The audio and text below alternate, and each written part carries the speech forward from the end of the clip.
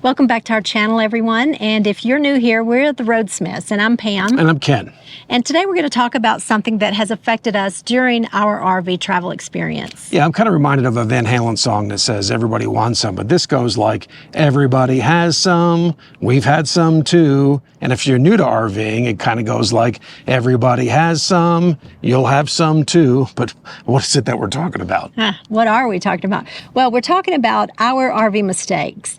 And we are joined also by 5 other channels, and they are Lawrence and Natalie from Brazen Brits, Dustin and Leslie from Wayward Wags, Jerry and Teresa from our Happy Place Diaries, and our Everyday Getaway, Chris and Katrina. Yeah, and we've got a special guest, as we normally do with these monthly collaborations, and it's somebody that we've met early on in our travels, and we kind of bonded because I was born in New Jersey, they're from New Jersey, and you probably know them as Izzy and MJ from Endless RVing. So what we'd love for you to do is to watch our video here and then learn from our mistakes, and then pop over to their channels and check out their videos about the mistakes they've made, because we've all made them and we'll continue to make them. But if we can learn from each other and how not to do that, then I think that's a positive experience. So appreciate you watching, and we'll be right back.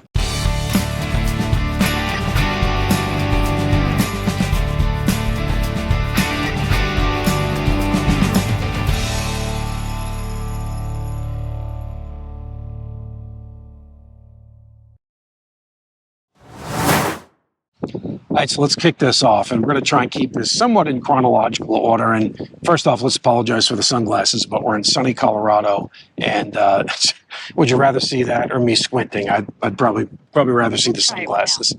So the first one we're going to talk about, first year, we were traveling from Door County, Wisconsin, up into the Upper Peninsula of Michigan, and we were excited because neither of us had ever been there before. We had done a harvest host at a beautiful winery in the UP, and we were going to a campground between Munising and Manistee, I think if I get that right smack in the middle of the UP, and we were excited. So we had Google Maps plugged in, and don't always follow Google Maps, because we wound up on about 8 miles of a washboarded logging road. Now, Pam was following me that year, right? You had the white car follow me. I think, yeah, I was following you, and I think besides you, me, and the ATVs and all those guys, we were the only ones on that road. It was like a dust cloud. And I'll put a little link here to the road that we're on, but went to Jack, I think it was called Jack Pinewood or something like that, RV park. But a beautiful place. We had a great time there, and we showed up, and they had a rule that says no washing the RV.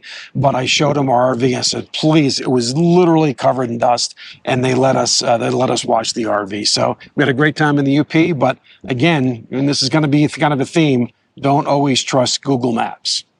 All right, the second one, still year one, that may be a theme too, in experience. But we had spent a lot of time up in the Northeast and had a great time in Maine. We were starting to come back to visit family in New Jersey, and we had done a harvest host in Hartford, Connecticut the night before, and we had a long drive to get back to Jackson, going over the Tappan Zee Bridge, and just trying to go through New York Metro traffic was horrible. But we got to the campground. It was starting to get dark. It was an interesting campground, and what we noticed right away is the site they had put us in was that it was angled the wrong way. It, literally was not angled for getting, backing the rig in. And we tried, we couldn't get it in. We called, they offered a different site, and I unfortunately said, no, we're going to try this. And Pam, being the ultimate optimist that she is, she said, we can do this. We started backing in, and she was, on the radio telling me, hey, just watch that tree. And we got really close to the tree and didn't hit the tree until my temper got a little bit the best of me. Well, I think, and we apologize for the wind too, because it's crazy. But I think the problem was because they had had a lot of rain in the area recently when we arrived, and the ground was really, really soft. And so, you know how the trunk of a tree is. He was close enough to the tree, but once we stopped, the weight of the RV just kind of sank. Well, really, when I started going forward, because I realized at that point we weren't going to get in, so I kind of punched it. I shouldn't have done it. Don't do that. And then what happened is then the awning leaned onto the tree. So the RV didn't hit the tree, but the awning kind of braced us from hitting the tree itself. And what I try to do is, kind of go back and forth to get off of the tree. And the more I did that, the more we wedged ourselves on the tree. And unfortunately, we were kind of stuck. And I think I saw a video on this. What I remembered was, hey, use your hydraulic jacks to kind of lift up that one side since the rig was tilted. So we put wooden blocks under the tires. We used the hydraulic jacks to get up, off of the tree itself, and we drove off. And then by that time, it was getting dark. And again, we were hungry. We were tired. And that whole campground experience was one of the worst that we've ever had for different reasons. But yeah, it just started off bad, and then it just continued. Yeah, I guess the moral there is take your time, check out things. But if something does happen, don't panic. Use the tools that are available to you to, in this case, our hydraulic jacks, to help yourself get out of a bad situation. And our next mistake was we were out in Oregon, and this actually happened last year. We'd stayed at a beautiful Harvest Host winery in the Willamette Valley, and it was just spectacular. Got up one morning to leave because we were headed to the coast to meet some friends, and the truck wouldn't start. Yeah, it actually started first thing in the morning, and because we had been having a couple issues with it, and we smelt some sulfur smell a couple days before. We had a couple codes that were thrown, and I didn't really think much of it, but I did bring it in the day before to Corvallis, Oregon, have the batteries checked because we thought there may have been an issue with the battery, and the batteries checked fine. And I know why the batteries checked fine. I'll get to that in a second. And the very next day, like Pam said, truck didn't start, and we got jumped. And I noticed that, man, there was some steam coming from the battery itself. And we got to a Napa Auto Parts store that happened to be open on a Sunday. And when I drove down there, the smell of sulfur was just intense. And I got there, and the battery had exploded. One of the two batteries in a diesel truck had exploded inside the engine compartment.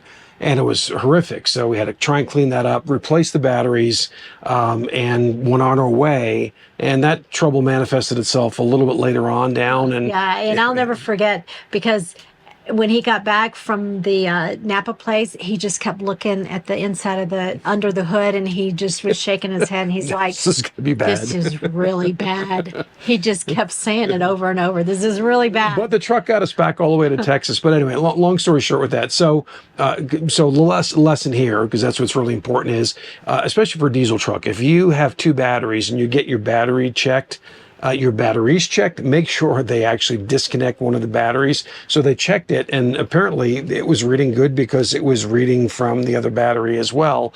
And that was kind of a problem. And I should have probably just went with my gut and changed them right there that day, but I didn't. And then we did get them replaced, got back to Texas a month and a half later, and had the damage checked, and it was $24,000 worth of damage to get a lot of that stuff replaced. Insurance covered it. We did a video on this. We'll post a link to that as well. But again, lesson learned is, stay on top of your batteries. You've always cared for the batteries, but I guess seeing that little bit of moisture didn't really indicate that there was a big problem, and it was a big problem. It turned into a big problem.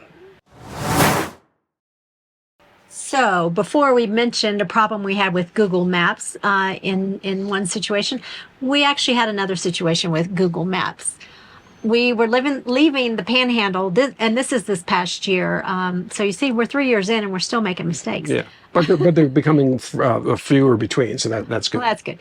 But we were leaving the Panhandle of Texas, and we were trying to get to Taos, and we wanted to go through the mountains, or Ken wanted to go through the mountains because we have the little rig with us this year. So we took a road that Google Maps had recommended, and it probably wasn't the best choice. Yeah, I mean, it probably was the shortest route per se, but it was the worst route per se. And again, we say the Google Maps issue, really what this is it's a operator, cockpit error on my part. Usually when we tow the fifth wheel, I'm very judicious about looking at Google Maps. I use an app called Hammer, and double check that.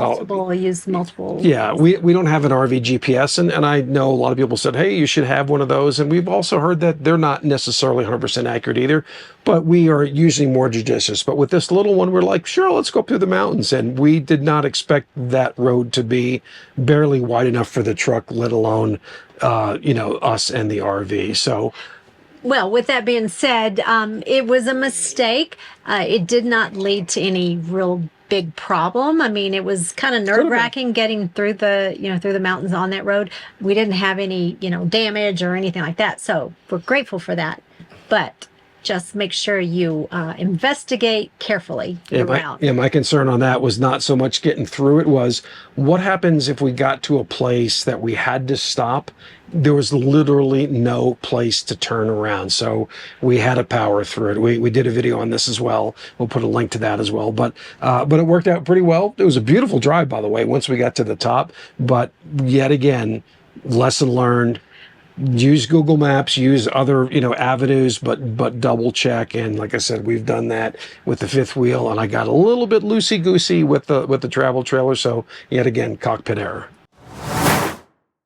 So last but not least, and this is sort of new to us because we're new to, you know, traveling with the travel trailer versus the years on the road with the fifth wheel, and that is lifting up your stabilizer jacks before you lift up or raise or lower the tongue jack. Now, I've done that a couple times where we've had the stabilizer jacks down and we were getting ready to hook up, and I started raising up the tongue jack and I heard kind of a funny noise, and right away I was like, oh, that's not good. Now, luckily we haven't damaged anything because of that, but interestingly enough, I actually saw a post on the Lance Facebook forum today where I think somebody actually did that, and they did bend their rear stabilizer jacks.